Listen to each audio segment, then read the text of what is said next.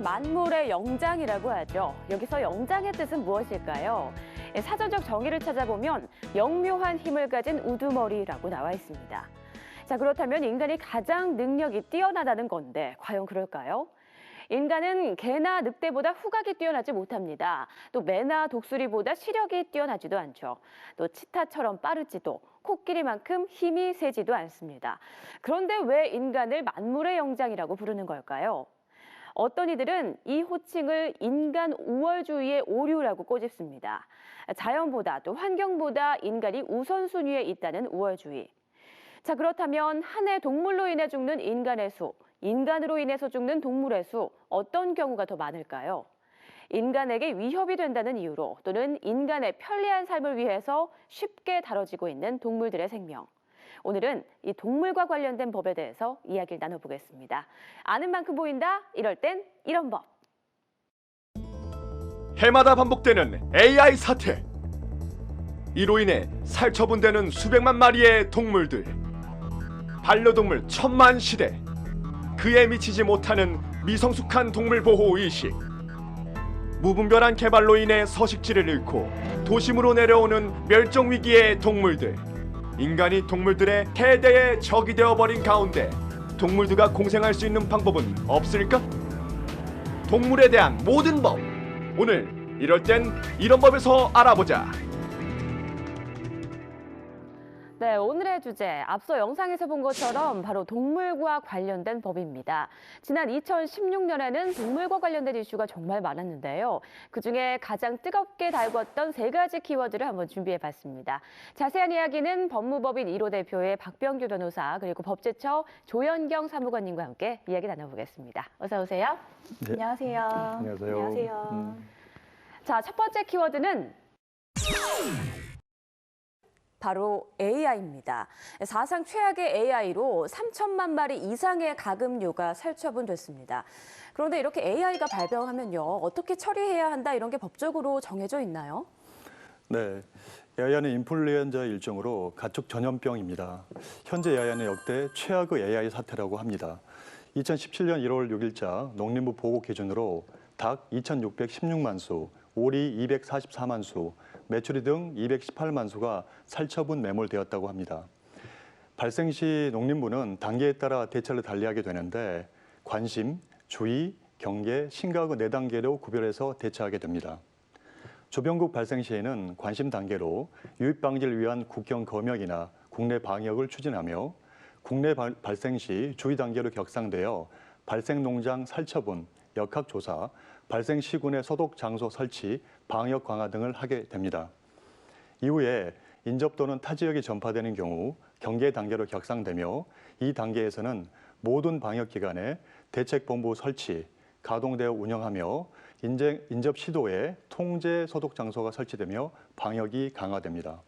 마지막 단계로 여러 지역에서 발생되거나 전국 확산이 우려되는 단계로 심각 단계입니다. 현재 상태라고 할 수 있는데요. 이러한 경우 전국에 48시간에 한정하여 스탠드 스틸, 즉 전국의 모든 가금류 사용 농장, 관련 작업장 등의 축산 관련 종사자의 출입을 중지하는 일시 이동 정지의 실시가 확대되고 전국에 통제 초소가 설치됩니다.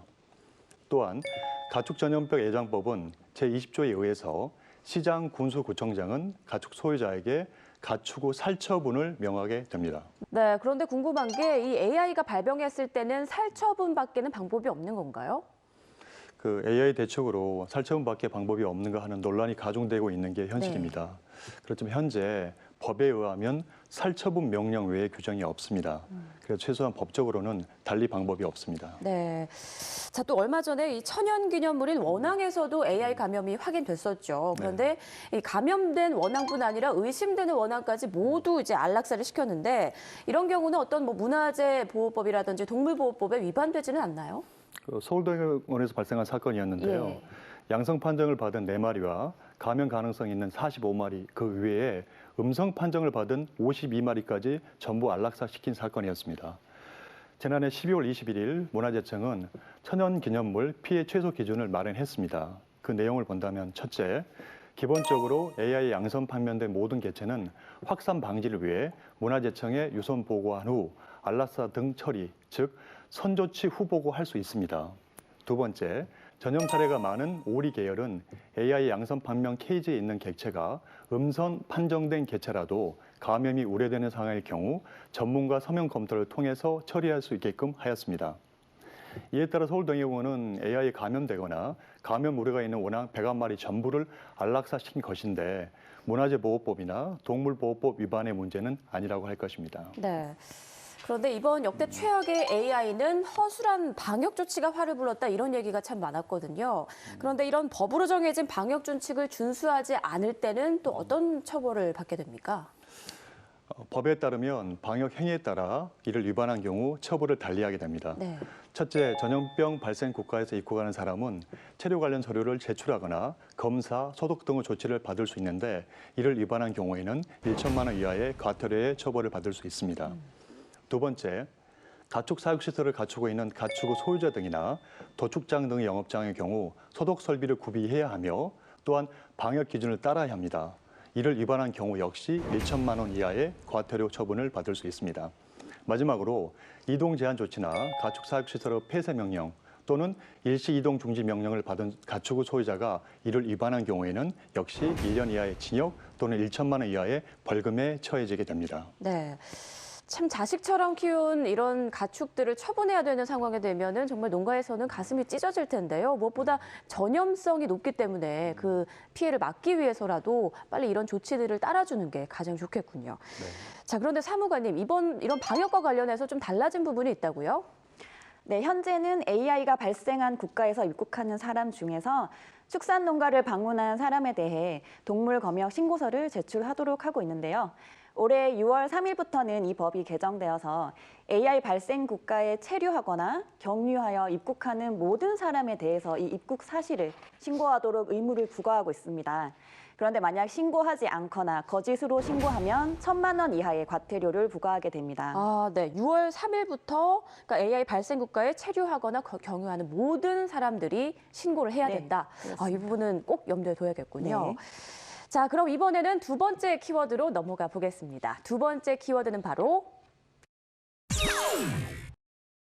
네, 동물학대입니다. 이 단어만 들어도 무슨 내용인지 우리 시청자분들도 다 아실 것 같은데요. 바로 강아지 공장에 대한 이야기입니다. 상업적 목적으로 강아지를 사육하는 농장, 바로 강아지 공장이라고 하죠. S방송사의 동물 관련 프로그램에서 이 부분에 대한 집중 취재를 하면서 동물들을 가둬놓고 촉진제를 놓고 교배를 시키고 또 제왕절개까지 하고 그런 상황을 평생 반복하며 살아온 강아지들의 모습을 볼 수 있었는데요. 정말 많은 국민들을 경악해 만들었습니다. 그런데 더 충격적인 건요. 비전문가가 이런 행위들을 다 했다는 건데 이런 경우에는 어떤 처벌을 받게 되나요? 네, 수의사법에 따르면 원칙적으로 동물의 진료는 수의사만 할 수 있도록 하고 있는데요. 네. 만약에 이를 위반해서 수의사가 아닌 사람이 동물을 진료하면 현재는 2년 이하의 징역이나 1천만 원 이하의 벌금에 처하도록 하고 있고요. 그런데 이 법이 개정되어서 올해 6월 28일부터는 2년 이하의 징역이나 2천만 원 이하의 벌금에 처하도록 이렇게 처벌이 강화됩니다. 그리고 번식이나 마취용으로 사용하고 있는 이 마약 성분의 마취제에 대해서 만약 불법 유통이 이루어졌다면은 이것은 마약의 종류에 따라서 마약류 관리에 관한 법률의 위반으로도 처벌할 수 있을 것 같습니다. 네, 저도 이 실태를 보면서 마냥 귀엽게만 보였던 강아지들이 참 불쌍하다라는 생각이 안타까운 마음이 많이 들더라고요. 그런데 이런 불법 번식을 차단할 수 있는 방법은 없는 건가요? 네, 현재는 동물 생산업이 신고제로 운영되어 있고요. 네. 또 관리 감독이 조금 제대로 이루어지지 않아서 그런 적정 시설 기준에 미달하거나 또는 미신고 영업을 하는 업자들로 인해 이런 동물 학대가 자행되고 있다고 봐야 되겠습니다. 이러한 문제를 해결하기 위해서 농림축산식품부는 지난 12월에 반려동물 보호 및 관련 산업 육성 대책을 내놨습니다. 대책을 보시면 첫 번째로 동물 생산업을 신고제에서 허가제로 전환한다는 내용이 있고요. 이 외에도 관리 기준을 강화해서 동물 보호와 복지 수준을 제고하기 위한 정책을 시행하겠다고 합니다. 구체적으로 살펴보면 사육이나 관리 인원을 조정하고 네. 또 농가당 사육 마리수를 제한하거나 또 사육 동물의 신체적 건강 유지를 위한 운동장을 설치하는 내용 또는 또 생물학적, 수의학적인 임신, 분만, 외과적 수술을 금지하고 또 영업자 관리 등의 내용으로 실시한다고 하니까 이런 내용이 하루빨리 법제화되어서 앞으로는 이러한 동물의 불법 번식이 차단되면 좋을 것 같습니다. 네, 꼭 그래야 되겠네요. 네. 자, 또 다른 동물 관련한 충격적인 사건들이 꽤 있었는데요. 지난해 10월입니다. 익산에서는 실종된 대형 애완견을 인근 주민이 잡아먹는 일이 있었어요.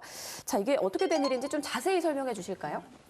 네, 지난 10월경 전북 익산 한 시골 마을에서 대형견인 올드 잉글리시 십독 8마리를 키우던 A씨 애완견 한 마리가 실종된 사건이 발생했습니다. 이웃마을 사람 4명이 도로에 쓰러져 있는 애완견을 붙잡아 1톤 트럭에 실어 회관으로 가져간 뒤 도축한 후 고기 40kg을 나누어 가진 사건이었습니다. 네. 그런데 경찰이 이 개가 먹히기 전에 생사 여부를 조사했다는 내용을 들었는데요. 이게 잡히기 전에, 그러니까 죽은 개와 살아있는 개를 잡아먹었을 때 어떤 차이가 있는 건가요? 예, 생사와 관계없이 도로에 쓰러져 있는 애완견을 대령한 행위에 대해서는 형법상 점유이탈물 횡령죄 또는 절독죄가 성립하게 됩니다. 다만 살아있는 개를 잡아먹기에 죽였다면 동물보호법 위반에 해당해서 1년 이하의 징역 또는 1천만 원 이하의 벌금에 처해질 수 있습니다. 네. 안타까운 현실이지만 강아지를 훔친 경우 법적으로 애완견은 재물에 불과해서 형법상으로는 재물 손괴죄 또는 절대죄를 의뢰할 수밖에 없습니다. 네. 동물보호법에 의하여도 살아있는 동물에 한하여 학대하거나 죽음에 이르한 경우에만 처벌할 수 있습니다. 동물을 제물로 보는 것과 관련해 처벌의 강화가 물론 중요하지만 근본적으로는 반려동물을 바라보는 시각에 대한 변화가 가장 필요한 것으로 판단됩니다. 네. 반려동물을 키우는 집에서는 이 자식이나 다름이 없거든요. 이것을 뭐 훔치거나 도살한다는 걸 상상만 해도 이건 정말 끔찍한 일이라는 걸 다시 한번 모두가 좀 인지해야 될 것 같습니다. 네. 자, 마지막 세 번째 키워드에 대해서 이야기해 보겠습니다. 세 번째 키워드는 바로 야생동물입니다.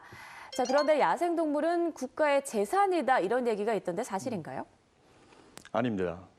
민법상 야생하는 동물은 무주물로 보게 되는데 무주 부동산은 국가의 재산이나 무주 동산은 소유 의사로 점유한 자가 소유권을 취득하게 됩니다. 결국 동물은 동산이므로 국가의 재산으로 볼 수 없습니다. 네, 그렇군요. 자, 그런데 지난해에는요, 유독 멧돼지가 도심으로 내려와서 소동을 벌이는 일이 많았는데요. 이렇게 야생동물들이 뭐 농작물에 피해를 입히거나 이런 피해를 당했을 때 어떤 보상금이나 지원을 받을 수 있나요? 네, 멸종 위기의 야생동물이나 포획이 금지된 야생동물 또는 시도 보호 야생동물에 의해서 인명피해나 농업, 임업, 또 어업에 피해를 입은 경우에는 시군구에 신청을 하고 시군구는 예산의 범위 내에서 그 피해를 보상하고 있습니다. 인명피해 보상액을 말씀드리면 네. 야생동물로 인해서 부상을 입었다고 하면 의료기관의 치료비 중에서 본인 부담액을 기준으로 산정을 하는데 500만 원까지 최대 지원을 하게 되고 사망하는 경우에는 사망 위로금이나 정제비 등을 기준으로 해서 최대 1,000만 원까지 보상을 받을 수가 있게 됩니다. 피해를 보상받기 위해서는 신청서와 피해 발생 경위서, 또 피해 명세서나 진단서, 소견서 등의 서류를 갖추고 사고가 발생한 지역의 시장, 군수, 구청장 등에게 사고가 발생한 날로부터 5일 이내에 제출하면 됩니다. 그런데 이제 모든 피해에 대해서 보상할 수 있는 것은 아니고 만약에 입산 금지 구역에 무단으로 입산해서 피해를 입었거나 또 피해자의 과실로 피해를 입은 경우에는 보상에서 제외하고 있는 등 또 보상에 대한 기준이 정해지고 있습니다. 네. 자, 이 동물보호법에 대해서 이야기를 나누고 있는데요. 이와 관련해서 좀 재미있는 얘기가 있더라고요. 유대인을 학살한 최악의 독재자죠. 히틀러가 아이러니하게도 이 동물보호법을 만들었다 이런 얘기가 있던데 사실인가요? 사실입니다. 네. 독일은 지구에서 가장 이상적인 동물 보호소를 갖고 있으며 반려동물의 안락사가 없는 나라입니다. 그러한 인식과 개를 같이 해서 세계 최초로 동물보호법을 제정한 나라이기도 합니다. 히틀러 역시 동물에 대한 사랑이 유별났다고 소문이 나 있는데 네. 예를 들어 2차 대전 말기에 지하 벙커에서 생활하던 히틀러는 자살하기 직전 자기의 애견 블론디를 안락사시키고 자기가 자살했다고 합니다. 아, 네, 정말 아이러니하네요. 아이러니합니다. 네. 자, 그럼 다른 국가들의 사례를 좀 살펴볼까요? 다른 국가에서는 동물보호법 위반 시에 또 어떤 처벌을 받게 되는지 궁금하네요. 가까운 일본의 경우 유형에 따라 최고 2년 이하의 징역에서 최하 200만 원 이하의 벌금으로 구분해서 처벌하고 있습니다. 가장 중하게는 동물을 함부로 죽이거나 상해를 입힌 경우에는 1년 이하의 징역 또는 200만 원 이하의 벌금에 처해지게 됩니다. 미국을 본다면 처벌은 주마다 그리고 사안마다 다르게 판단하고 있습니다. 캘리포니아 주의 경우에는 최대 2만 달러의 벌금 또는 최장 1년인 징역형의 케이스가 있었었고요. 워싱턴 DC에서 일어난 사건에서는 고문에 의한 사망으로 최대 2만 5천 달러 또는 최장 5년형에 처한 케이스가 있었습니다. 독일을 살펴보면 학대하거나 죽일 경우 또는 먹이를 주지 않거나 제대로 보살피지 않을 경우에는 3년 이하의 징역 또는 벌금 2만 5천 유로, 해당 동물 압수, 동물 반려 금지 등의 형에 처해지게 됩니다. 미국, 독일과 같이 반려동물에 대한 인식이 우리보다 정립된 나라의 경우에는 우리에 비해서 훨씬 중한형으로 처벌되고 있는 현실을 볼 수 있을 것입니다. 네. 다른 나라들의 사례를 보니까 정말 동물들을 많이 존중하고 있다 이런 생각이 드네요. 네, 우리하고는 괴리감이 굉장히 큰 게 사실입니다. 네. 자, 해외 처벌 수위를 보니까요, 우리나라와 확연히 정말 다릅니다. 실제로 미국에서는요, 애완견이 살이 찌도록 방치했다는 이유로 10년 동안 애완동물에게 접근할 수 없다는 명령을 받은 경우도 있고요. 또 미국 연방수사국 FBI는 이 동물학대를 살인사건과 마찬가지로 간주하는 등 동물학대 처벌을 위한 관련 규정을 계속 정비하고 있다고 합니다. 우리나라도 하루빨리 이런 동물들을 보호할 수 있는 법이 강화돼서 인간과 동물이 함께 행복할 수 있는 나라가 됐으면 좋겠습니다.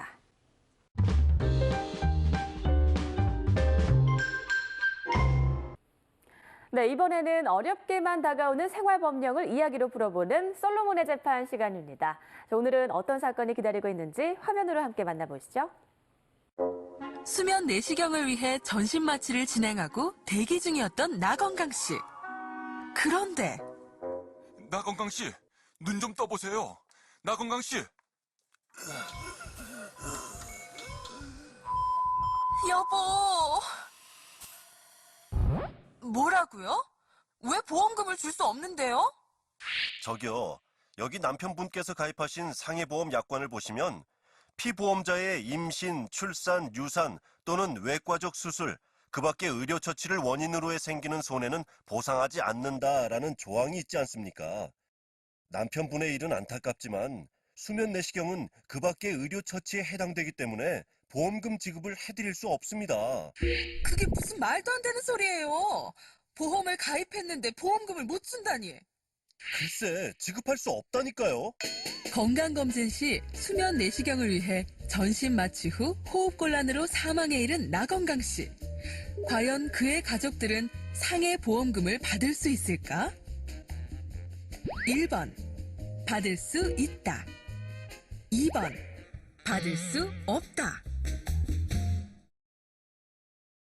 네, 매년 건강검진을 필수로 받아야 하는데 그중에 이 내시경 검사의 경우 맨정신으로 하기에는 좀 힘든 게 사실이죠. 그래서 많은 분들이 일정 금액을 추가해서 수면 내시경을 받는 경우가 많은데요. 만약 이 마취제 부작용으로 사망에 이르렀을 경우 상해 보상금을 받을 수 있을까 하는 문제였습니다.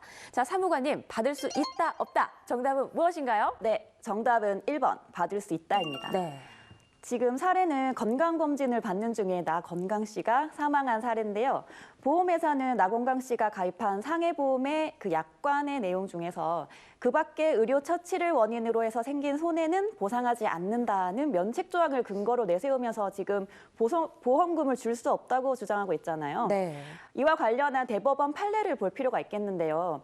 대법원 판례에서는 보험회사가 면책 조항을 둬서 일상생활에서 발생하고 있는 다양한 위험에 대해서 처음부터 이제 보험의 대상에서 배제하는 점에 대해서는 그 유효성을 인정하지만 네.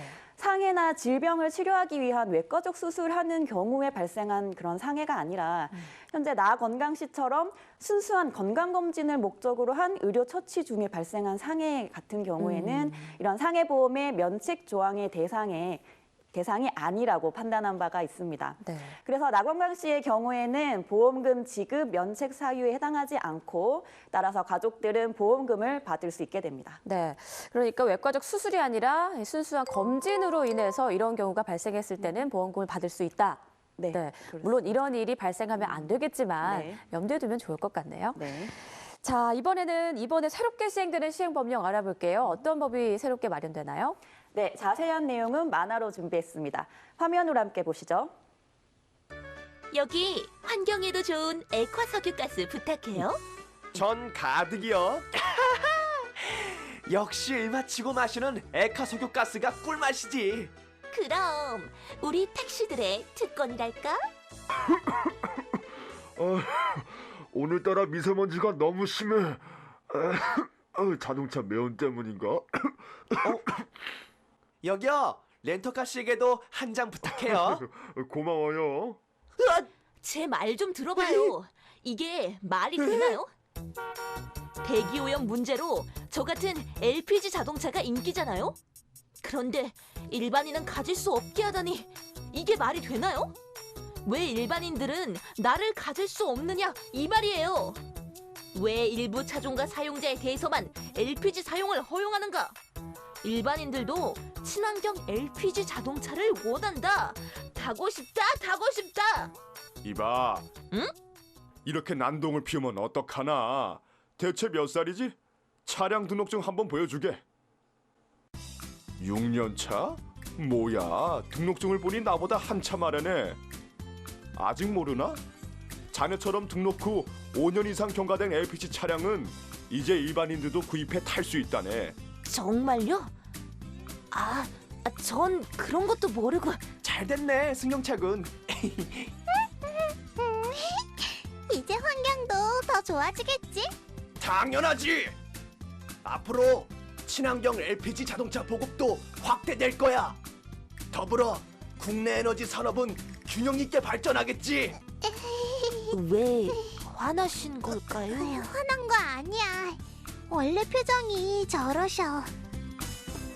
액화석유가스를 사용하는 승용 자동차 중 등록 후 5년이 경과한 차량에 대해서 택시, 장애인 등 이외의 일반인들도 사용할 수 있도록 허용합니다. 네, 영상에서는 등록하고 5년이 지난 LPG 차량을 일반인도 구입해서 탈 수 있다는 내용이었는데요.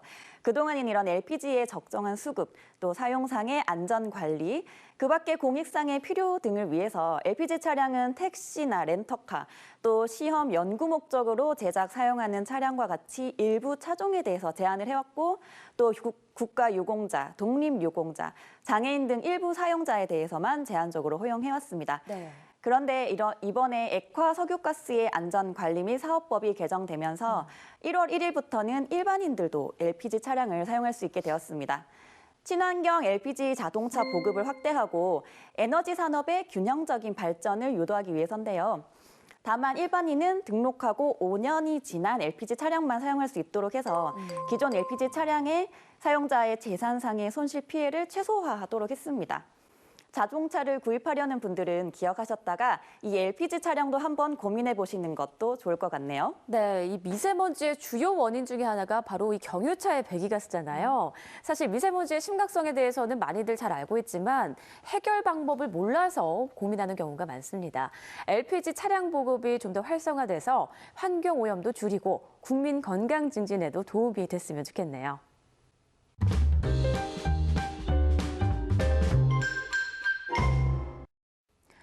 애완동물과 반려동물의 차이 혹시 알고 계신가요? 과거에는 사람에게 귀여움을 받고 즐거움을 준다는 의미에서 이 애완동물이라는 표현을 많이 썼는데요.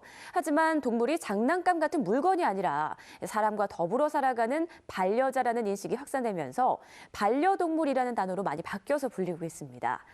반려동물이라는 단어처럼 동물을 물건이 아닌 하나의 생명으로 인식하고 대한다면 인간과 동물이 공존하는 세상이 만들어지지 않을까요? 자, 오늘 이럴 땐 이런 법은 여기까지입니다. 함께 이야기 나눠주신 두 분 감사합니다. 감사합니다.